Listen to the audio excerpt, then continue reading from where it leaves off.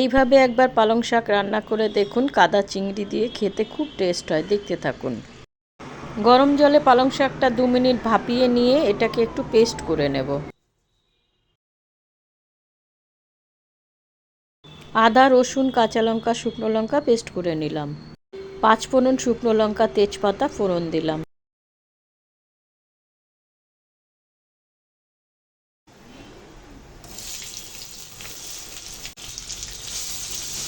আদা রসুনের পেস্টটা, অল্প নুন,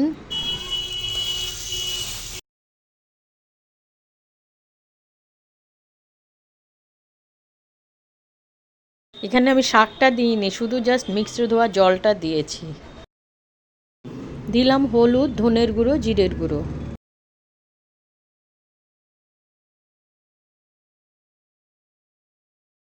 সিদ্ধ আলু, দিলাম পালং শাকের পেস্ট,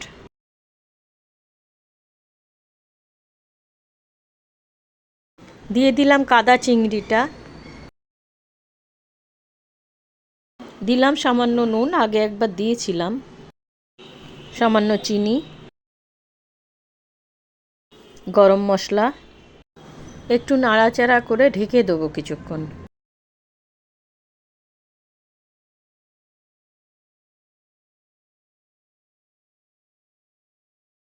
জলটা শুকিয়ে গেছে, ব্যাস রেডি হয়ে গেল শাকটা।